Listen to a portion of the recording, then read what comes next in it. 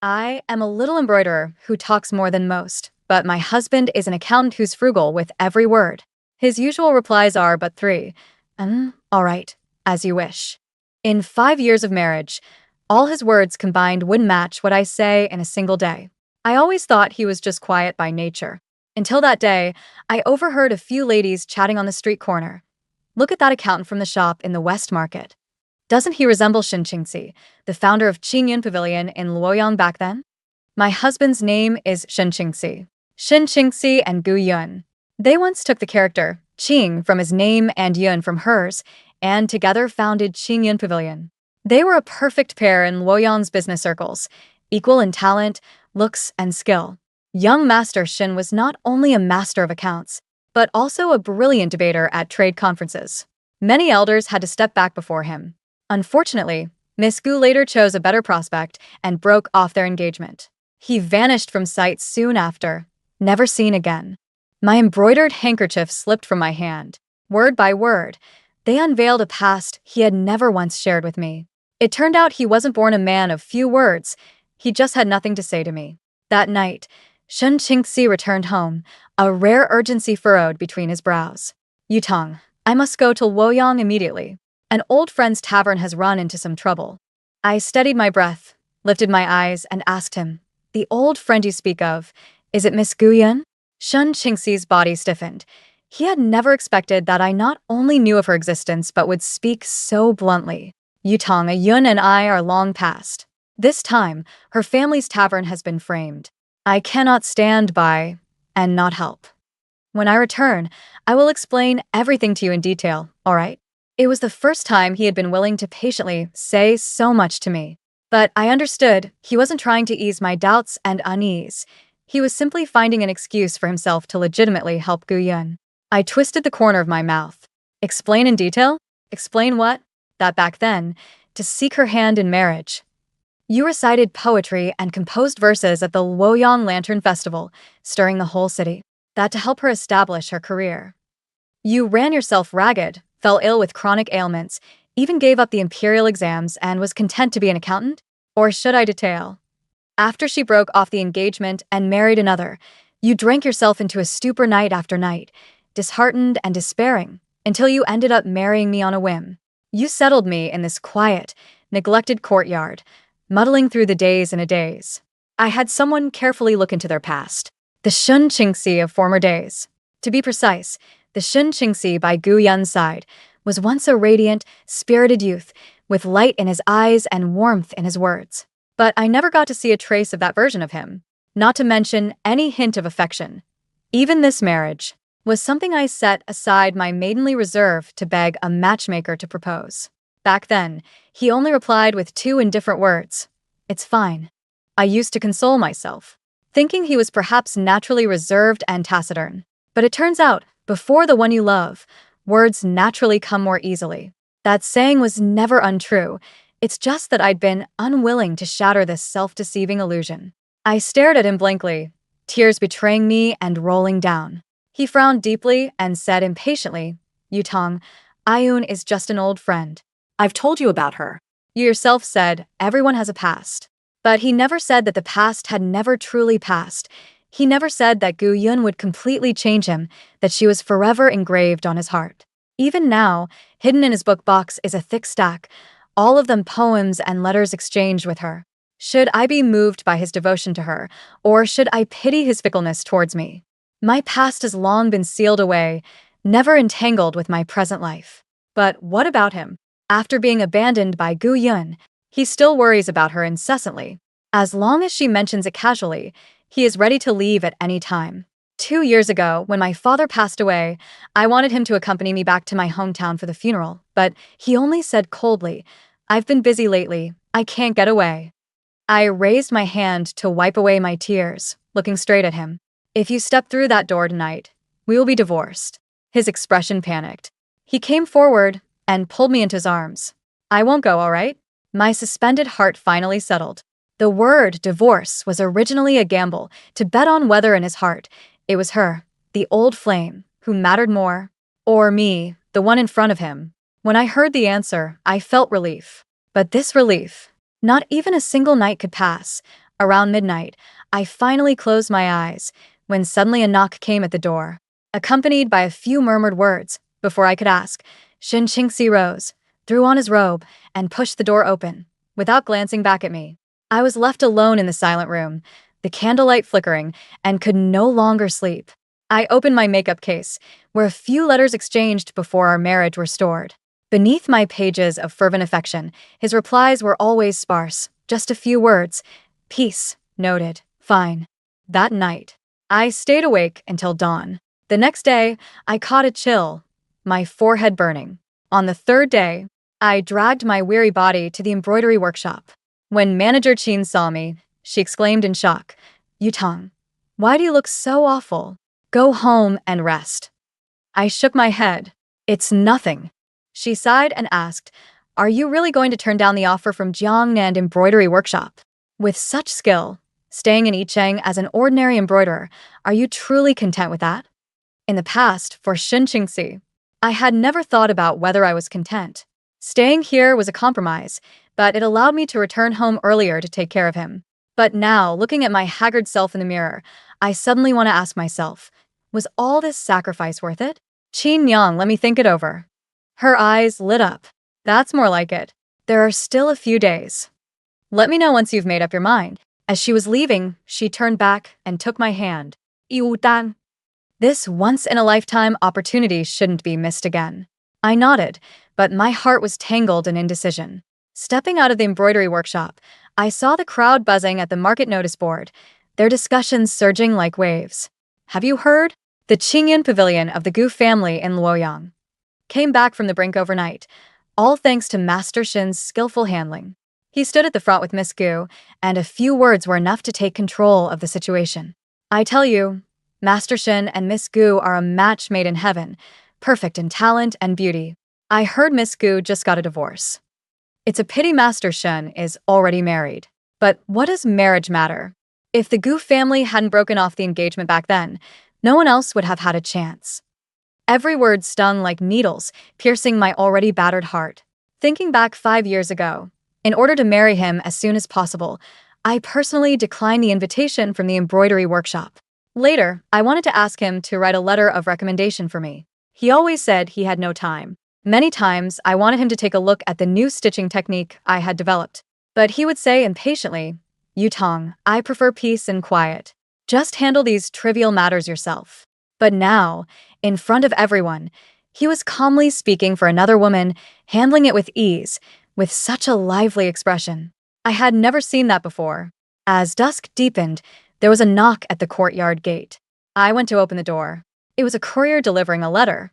I unfolded it and saw only one line of familiar handwriting. Matters concluded. Returning tomorrow.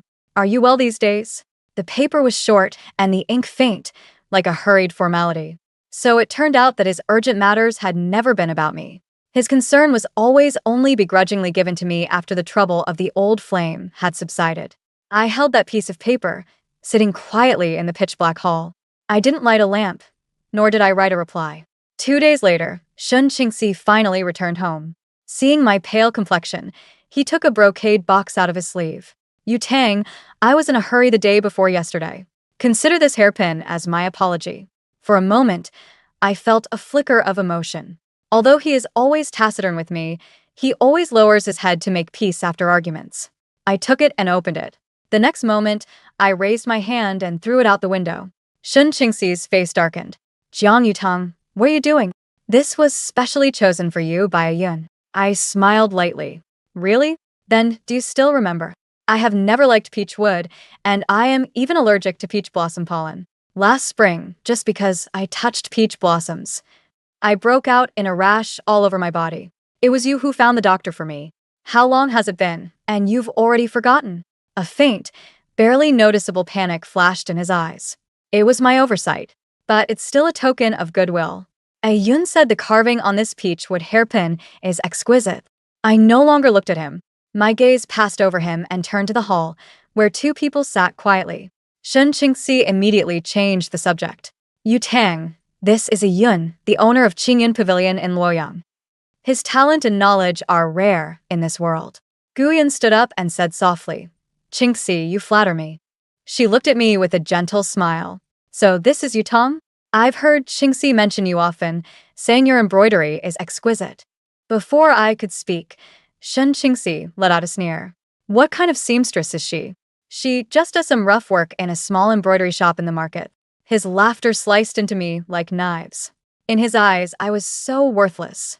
He had forgotten. Was it not me who kept the household in order, who took care of his meals and daily life, who confined herself to this small courtyard for his sake, turning down opportunities time and again? I just pressed my lips together and said nothing.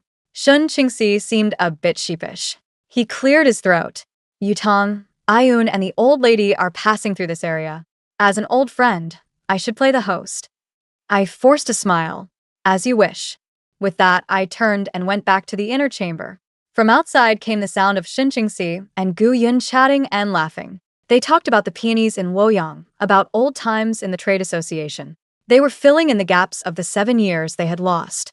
Shen Qingxi fussed over old Madame Gu, patiently introducing local customs and sights. He even joked in the old lady's accent, showing a thoughtfulness and attentiveness I had never seen in 7 years. I suddenly remembered that after my father passed away, my mother was overcome with grief and cried all day. I wanted to bring her to stay at our home for a few days, but Shen Qingxi frowned and refused, saying it was better for the courtyard to be quiet and that having an elder around would make us feel constrained. Moreover, he said he wasn't good at getting along with elders and feared it would cause much displeasure. I truly believed him back then. Now I realize it wasn't that he wasn't good with elders. He just didn't want to get along with my relatives. Today turned out to be the day I heard him speak the most in 7 years. Past memories flooded my heart. Tears silently streamed down my face, unstoppable. Yutong. Shen Qingxi's voice came from outside the room. It's getting late. We should prepare dinner. So he was just used to being served. I closed my eyes and said nothing. After a moment, his footsteps faded away. Ayun, you must be hungry too. Let me take you to a restaurant for a meal first. The sound of laughter gradually faded, and the courtyard fell silent again. I wiped away my tears and straightened my clothes, then went to find Qin Yang, I've made up my mind. I'll go to Jiangnan. She let out a long sigh of relief and gripped my hand tightly. Good. Your skills deserve to be seen by more people. Yes, 7 years. I had nearly forgotten the Jiang Yutong I used to be. Her greatest wish was to become the finest embroiderer in the land, those sheets of paper covered in embroidery patterns, that relentless dedication to perfecting stitches late into the night. All of it had gathered dust and been buried in the days spent revolving around Shen Qingxi. Now, I only needed to settle everything at the embroidery workshop. In 5 days, I could set off. Over the following days, I quietly packed my belongings. I had no desire to ask where Shen Qingxi was going, but my close confidant brought word. Yutong, your husband has been acting a bit oddly lately, she said. That man, who had always scoffed at elegant gatherings, had been showing up at poetry meets, banquets, and other lively places these past few days. Admiring flowers, boating on the lake, writing on walls. All things he used to call pretentious frivolities. When we got married, he found even a wedding banquet too noisy and wouldn't put in half a thought more. But now, he is willing to go to such trouble for Gu Yun, taking pleasure in it. Occasionally, he would have someone bring back a few words. Explaining why he didn't come home at night, I never responded. He didn't care either. The day before departure, Qin Yang held a farewell dinner for me at the restaurant. Just as I reached the downstairs, I heard a familiar voice from the private room. Gu Yun's tone carried a hint of contempt. Qingxi, I've always wanted to ask you, with your talent and insight back then, how could you marry an embroidery girl who knows nothing of literature? Shen Qingxi was silent for a moment. The circumstances were different then. His tone was nonchalant. She's also quite suitable for daily life. Suitable for daily life, so that's it. I was merely his second-best compromise. He never asked me why I wasn't skilled in poetry, nor did he know that in my youth I had devoted myself to embroidery, and refused the marriage arranged by my family. In his eyes, I was just an ordinary woman who knew nothing of letters, only of needle and thread, a plain wife suitable for daily life after his deliberation. Gu Yun lightly probed again. Qingxi, she is ultimately not your perfect match. Now that I am free again, can we renew our past relationship? I hadn't heard his reply yet when I was pulled back to reality by Qin Yang, who hurried over. I didn't know what he finally answered. Probably he agreed. After all, she was the white moonlight he had cherished for years. I followed Qin Yang into the next private room. As soon as I pushed the door, I saw Shen Qingxi serving food to Guyun. The table was full of spicy dishes. Guyun loved spicy food, and he was willing to accommodate her. In the past, if I wanted to eat a spicy chicken dish, he always complained that the smell was pungent and would make the whole house restless. Qin Yang followed my gaze and lowered her voice, saying, "Isn't that Mr. Shin? Why is he here with someone else?" I shook my head lightly. She seemed to understand why I had made up my mind to go south this time. That bastard. You treated him so well, and he treats you like this? I'll go get justice for you. I grabbed her sleeve. Qin Yang, forget it. Before I finished speaking, Guyun had already spotted us. Smiling, she waved and said, "Sister Yutang, what a coincidence. If you don't mind, would you like to join us for a meal?" Her smile was gentle, a stark contrast to the contempt in her words just moments ago. Her voice, Shen Qingxi couldn't have missed it, yet the chopsticks in his hand only paused slightly. He did not look up, turning a deaf ear. I forced a faint smile. "Thank you for your kind offer, Miss Gu. I already have plans with a friend." Qin Yang cast a cold glance over there and pulled me inside. She spat in a low voice. What kind of proper lady is that? So indecent. During the meal, the sound of shattering dishes suddenly came from next door. Several drunk men started arguing for some reason and violently burst through our door. The crowd immediately panicked. We were sitting at the innermost side, and the exit was blocked by the frantic crowd. In the chaos, I instinctively called out to that familiar figure. "Qingxi, save me." He looked up at the sound. He took a step as if to walk toward me, but Guyun grabbed his sleeve and said in a trembling voice, "Qingxi, I'm scared. let's leave this place quickly, okay?" His figure paused, just a moment's hesitation.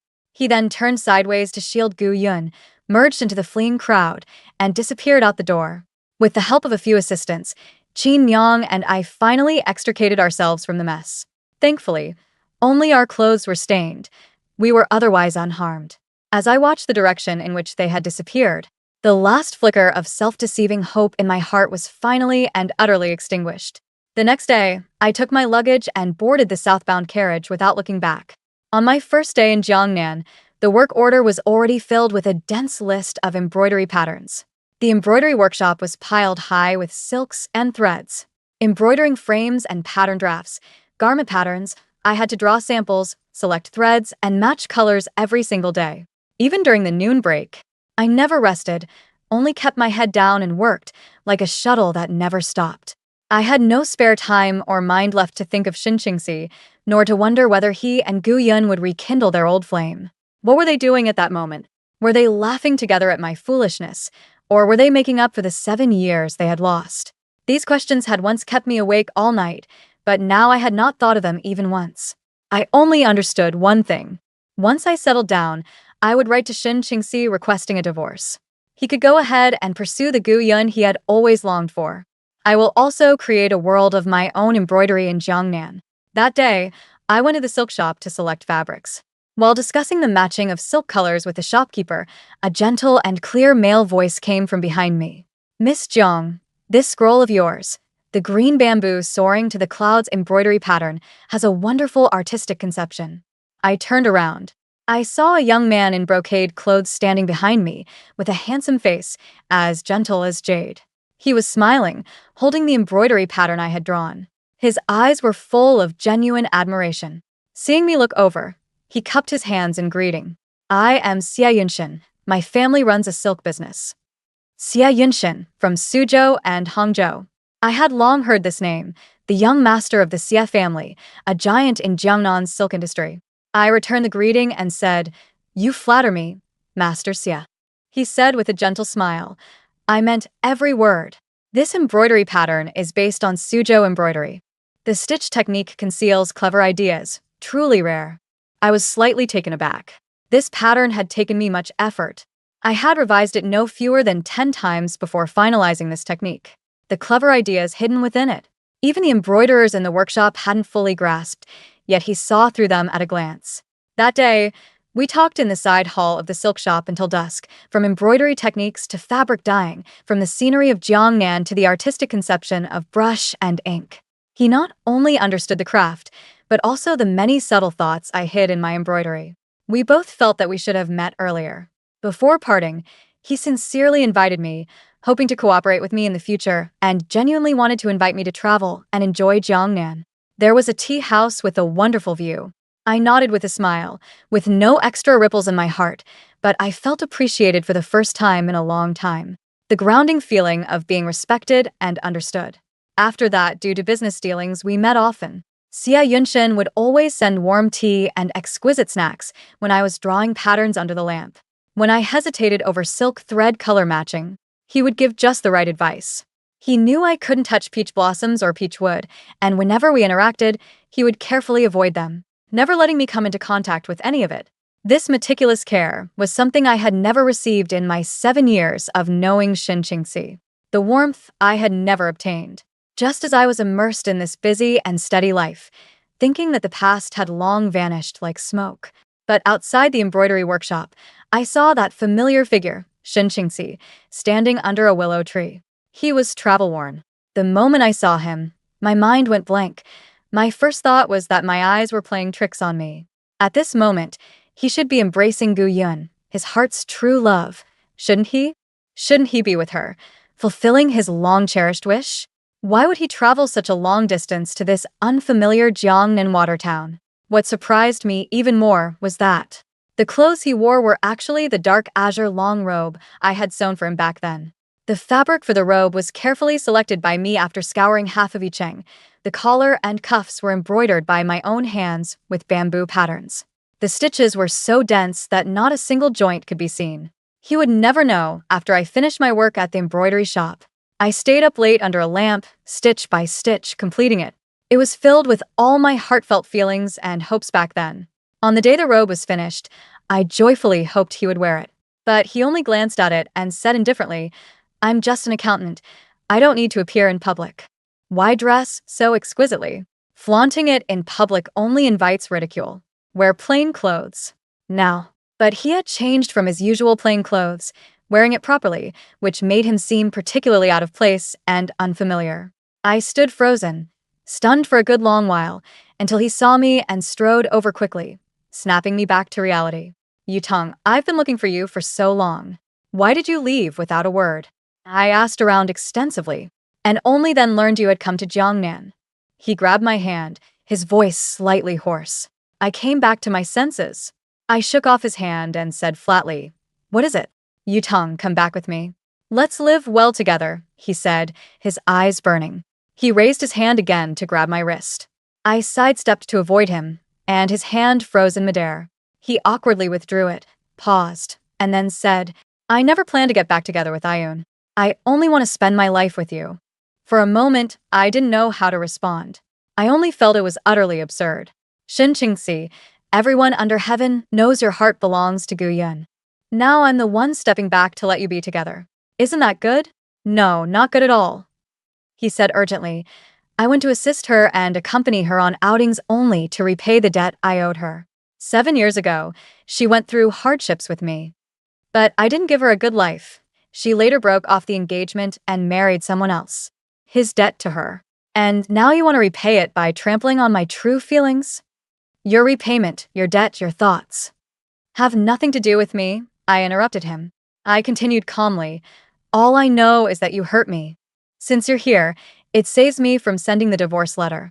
Shin Qingxi, let's divorce. Divorce? His face turned pale, pupils contracted, staring at me in disbelief. Yu Tang, how could you think of divorce? What wrong have I done that you would punish me with something as major as divorce? I almost laughed out loud. Shin Qingxi, your biggest mistake is never knowing what you did wrong. Let me tell you, to me, you are no longer important. I don't love you anymore. Not important. His eyes instantly reddened. His voice choked with tears. How could 7 years of affection not be important? I know you're angry and resentful.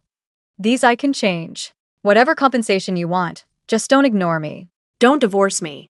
I ignored his pathetic state, enunciating clearly. Go find someone more suitable to live your life with. He froze in place. He must have guessed that night I heard their conversation at the restaurant. Yutong, it's not what you think. My true intention was that you are the most suitable for me. That day Ayun asked if I could get back together. I clearly refused her. She has returned to Luoyang now. I will never see her again. I said coldly, these matters. I don't want to know, and I don't care anymore. At that moment, Xia Yunshin arrived. His carriage stopped not far away. Seeing me arguing with Shun Qingxi, he didn't rashly approach. Instead, he asked softly, Miss Jiang, do you need my help? Shun Qingxi turned to look, his face darkening as he demanded, Who is he, Yutong? Are you refusing to forgive me because of him? I met his gaze. It has nothing to do with him. I simply don't want to turn back. My heart is already dead. Back then, I revolved around you, gave up my embroidery career, and you took it for granted. You never truly cared about me. All I got was your silence and perfunctory indifference. When I was severely ill with a high fever, while you were busy running around for Gu Yun's affairs, I ran into danger at the tavern. I called for you to save me, yet you shielded her and left first. These accumulated neglect, this abandonment at a moment of life and death, cannot be erased by a few simple words from you. I was just confused back then, but I can change, Shen Qingxi argued urgently. Now I know you're the best. Yutong, give me another chance, just one more, okay? The person he clearly loves is Gu Yun, yet he also covets the kindness I show him. How can he take all the good things in the world for himself? I gave you 7 years of chances. I turned and walked away. Shen Qingxi, you and I have long gone separate ways. Repay your debts, and I'll chase my dreams. From now on, we have nothing to do with each other. Xia Yunshin chose that moment to step down from the carriage, reminding me gently, Miss Jiang, it's getting late. We should head back. We still need to discuss exhibition matters with the Embroidery Guild tomorrow. Don't let it affect the important business. I nodded slightly and walked with him toward the carriage. Shen Qingxi watched our retreating silhouettes, sobbing, Yutong, I really know I was wrong. How did you suddenly stop loving me? I truly couldn't understand. His intermittent sobs came from behind me, but I didn't look back or respond. Someone like him would never understand that leaving and letting go are never impulsive decisions. They come from accumulated disappointments day after day, from enduring repeated betrayals. The words that needed to be said had already been made clear just now. There was no trace of lingering attachment left. The carriage slowly drove away. Through the gap in the curtain, I saw Shen Qingxi standing alone under the willow tree, like a lost child who couldn't find his way. But I felt no pity in my heart, only a relieved lightness. Xia Yunshin looked into my eyes with inquiry. Are you all right? I smiled faintly and said self-deprecatingly, That's my soon-to-be divorced husband. You might not believe it. We've been married for 5 years, and he never even wanted to have a proper conversation with me. He didn't press about the past. He only comforted me softly. Those who don't know how to cherish you are not worth your attachment. Leaving early is a wise decision. I nodded gently. Yes, it's not too late to come to my senses now. The process of signing the divorce agreement, it didn't go smoothly. Shen Qingxi initially made all sorts of excuses, procrastinating again and again until he was forced into a corner. He could only reluctantly agree to the divorce. On the day of the divorce, he stared at the divorce papers for a long time, then slowly spoke. But I did not do this willingly. I don't want a divorce, I said coldly. Shen Qingxi, don't let me be left with nothing but disgust for you. He asked with red-rimmed eyes. Yutong, is there really no room for turning back? I can resign from my position as an accountant, come to Jiangnan to accompany you. I can also learn embroidery. No need. I placed the prepared divorce contract before him. The dowry from my parents I will take back entirely. As for the rest of the family property, it all goes to you. Sign it. Let's not waste each other's time anymore. In the end, he helplessly put pen to paper. His handwriting was very sloppy. After I walked out the door, he suddenly embraced me from behind, his voice choked with tears. Yutong? I'll wait for you. Wait for the day you forgive me. I'll always be here.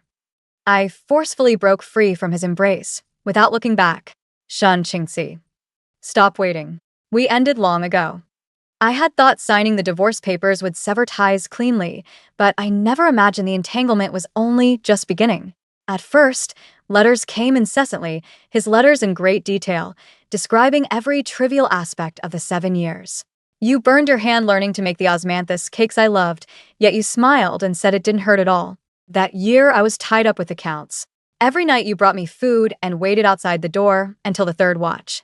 You knew I felt the cold, so you secretly learned to knit blankets, and every winter you'd prepare a warmer for me. You knew I disliked the taste of ginger, so you never added it when cooking. But I only later learned that you loved ginger tea best and always brewed it to warm yourself. The more he said, and the more detailed he was, the more disgusted I felt, disgusted by his pestering. And even more disgusted with my past self, disgusted by my self-indulgent devotion, and disgusted that he took it all for granted. After the letters came one message after another. I had the embroidery shop reject his letters, so he got strangers to pass on messages. Once a servant reported that Mr. Shun had come again, bringing the plum blossom pastries Miss Jiang used to love. I pushed open the window and looked out. He was waiting alone in the bleak autumn wind. Xia Yunshen happened to see it. She asked softly, "Should I send someone to persuade him to leave?" "No need." I closed the window and said calmly, "Let him wait."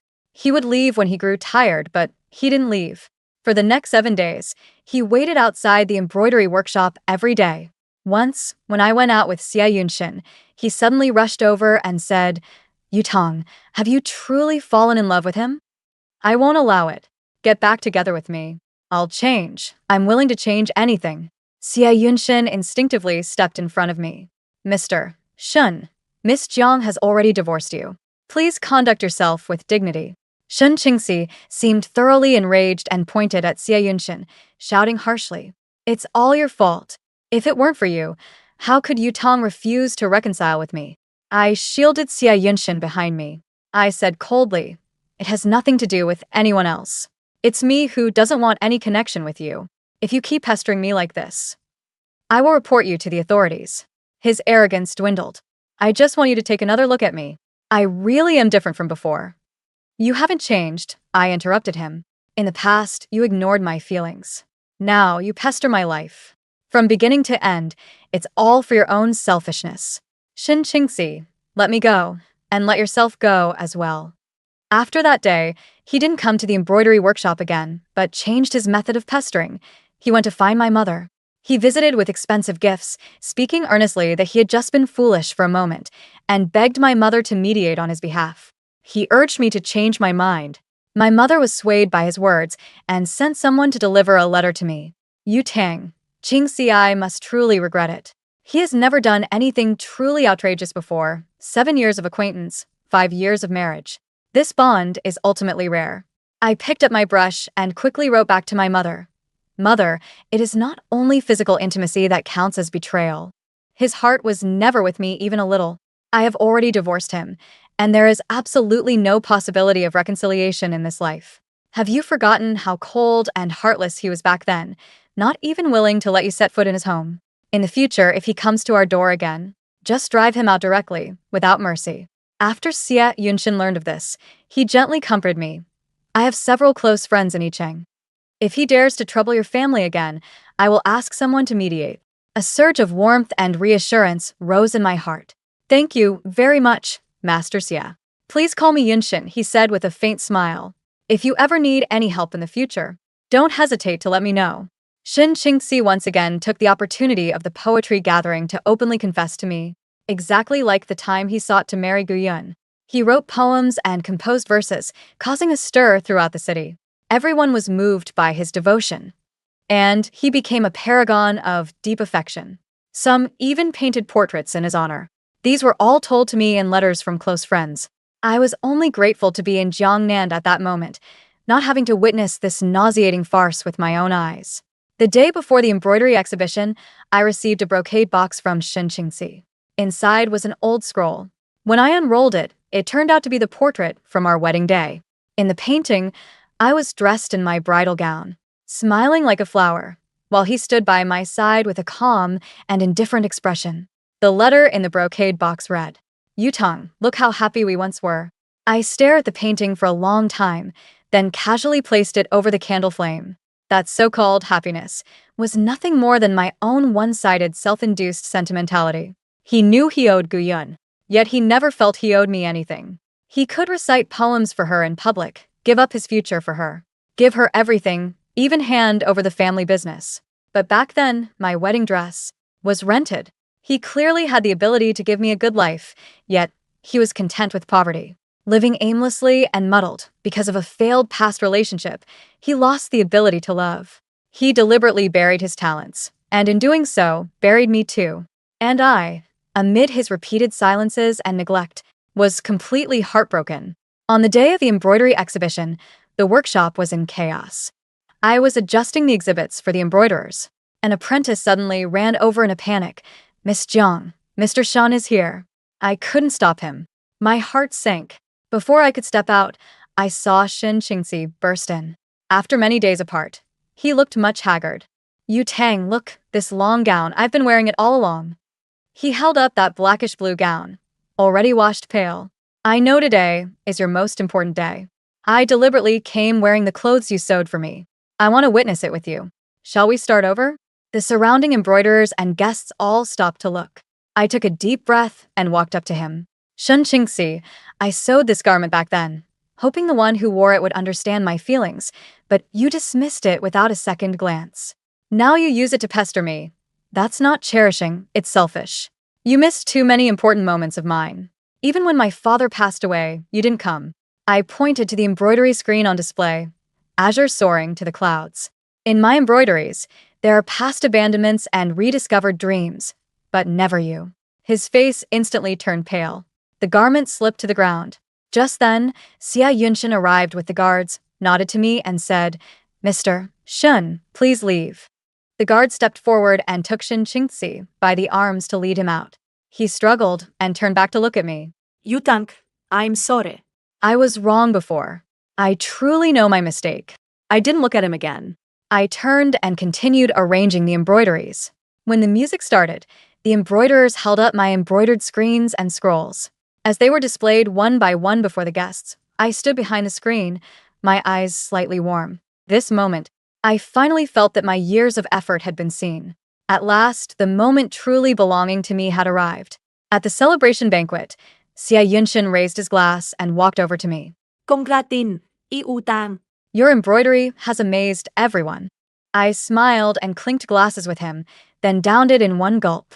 Just then, an apprentice handed me a short note. It was Shen Qingxi's handwriting. "Yu Tang, I have come. I saw your embroidery exhibition. I know you no longer need me. For the rest, I wish you well."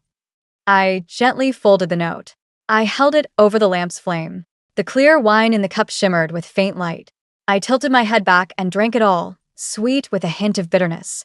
Those past events, the entanglements, the pain, the weariness, finally, at this moment, came to a complete close.